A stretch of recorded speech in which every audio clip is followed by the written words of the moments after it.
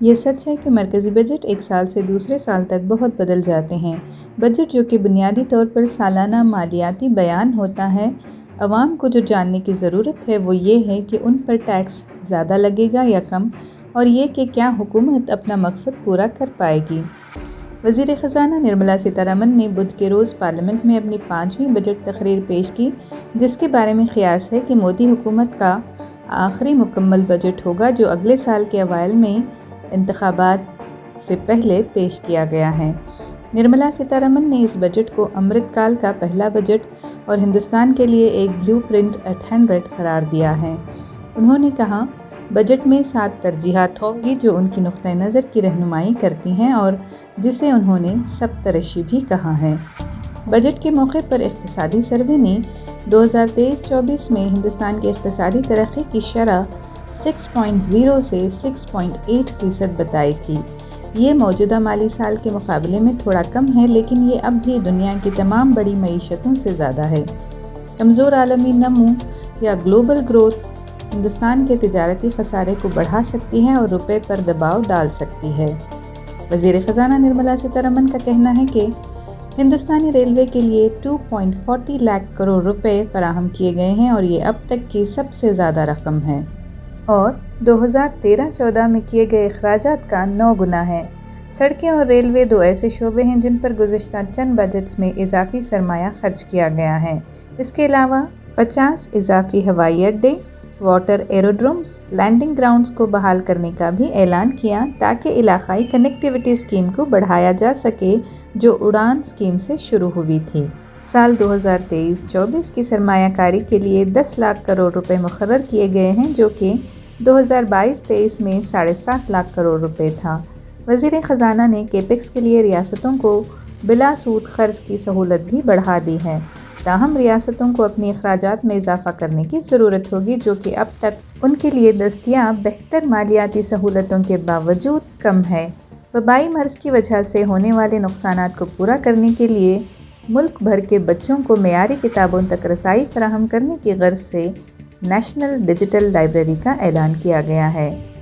Annual status of education report کے مطابق school کے بچوں کی پڑھنے کی قابلیت نمایاں طور پر کم ہو گئی ہے، لہٰذا اس ڈیجیٹل لائبریری کا اعلان کیا گیا ہے۔ سگریٹ پر 16% ٹیکس بڑھایا گیا ہے۔ ڈیجیٹل تسلسل کے حل کی تلاش کرنے والے ممالک کے لیے حکومت IFSC گفٹ سٹی میں ڈیٹا ایمبیسی قائم کرنے کی حوصلہ افزائی بھی کرتی ہے۔ تمام انجینئرنگ کالجز میں 5G کے 100 لیبز قائم کیے جائیں گے۔ ریاستی حکومتوں کو پرانی آلودگی پھیلانے والی گاڑیوں کو تبدیل کرنے میں مدد دینے کے لیے ایک اسکیم کا اعلان کیا ہے۔ اس سے ملک میں آٹوموبائل کی فروخت میں اضافہ ہوگا، بشمول الیکٹرک گاڑیوں کے، کیونکہ حکومت کی توجہ بھی 2030 تک سبز ایندھن کی طرف منتقل کرنے پر مرکوز ہے۔ اس کا سب سے زیادہ فائدہ ممکنہ طور پر ٹاٹا موٹرز اور ٹویوٹا کرلوسکر جیسی کمپنیوں کو ہوگا جن کے پاس الیکٹرک گاڑیوں کی مصنوعات کا ذخیرہ ہے۔ ای کورٹس پروجیکٹ کے فیز 3 لانچ کے لیے 7,000 کروڑ روپے کا آؤٹلے کا اعلان ہوا ہے۔ نئے ٹیکس نظام کے تحت انکم ٹیکس چھوٹ کی حد 5 لاکھ روپے سے بڑھا کر 7 لاکھ روپے کر دی گئی ہے۔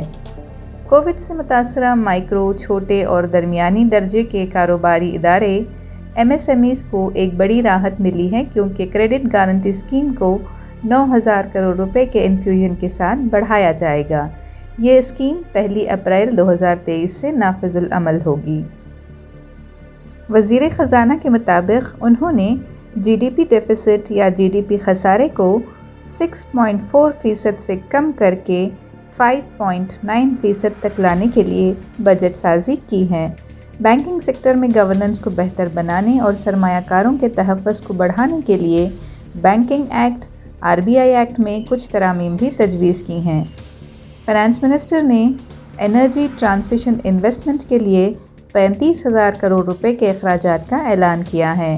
اس کا مقصد 2030 تک گرین ہائیڈروجن کی پیداوار کو 5 ملین ٹن تک پہنچانا ہے۔ گمنام ڈیٹا تک رسائی کے قابل بنانے کے لیے national data governance frame work کو سامنے لایا جائے گا۔ پچھلے سال WTI نے اس پالیسی کا ایک مسودہ جاری کیا تھا، جس کے تحت مرکز کے پاس موجود غیر ذاتی ڈیٹا کو ہندوستانی اسٹارٹ اپس اور محققین کے ساتھ شیئر کیا جائے گا۔ پالیسی کے مسودے میں کہا گیا تھا کہ پرائیویٹ کمپنیز کو اس طرح کے ڈیٹا کو اسٹارٹ اپس کے ساتھ شیئر کرنے کی حوصلہ افزائی کی جائے گی۔ 2047 تک سکل سیل انیمیا کو ختم کرنے کا مشن بھی ہے، جس میں متاثرہ قبائلی علاقوں میں 0 سے 40 سال کی عمر کے 7 کروڑ افراد کی یونیورسل اسکریننگ شامل ہوگی۔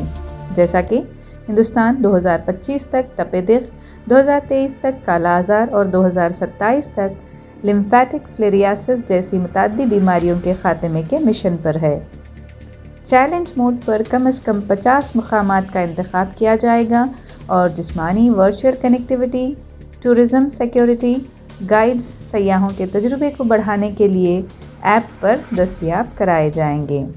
حکومت ہندوستان میں قدرتی گیس کی مارکیٹنگ کرنے والے تمام اداروں کے لیے 5% کمپریسڈ بائیو گیس مینڈیٹ متعارف کرانے کا منصوبہ بھی رکھتی ہے۔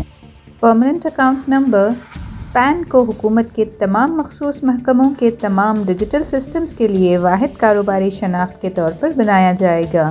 مرکزی اور ریاستی سطح کے محکموں میں ایک مربوط نظام صارف کو بار بار دستاویزات جمع کرنے سے راحت فراہم کرے گا۔ وزیر خزانہ کا کہنا ہے کہ دیہی انفراسٹرکچر ڈیولپمنٹ فنڈ RIDF کی طرح ترجیحی شعبے کے قرضے کی کمی کے استعمال کے لیے اربن انفراسٹرکچر ڈیولپمنٹ فنڈ قائم کیا جائے گا۔ اس مقصد کے لیے سالانہ 1000 کروڑ روپے مختص کرنے کی تجویز کرتی ہیں۔ اس کا انتظام نیشنل ہاؤسنگ بینک کرے گا۔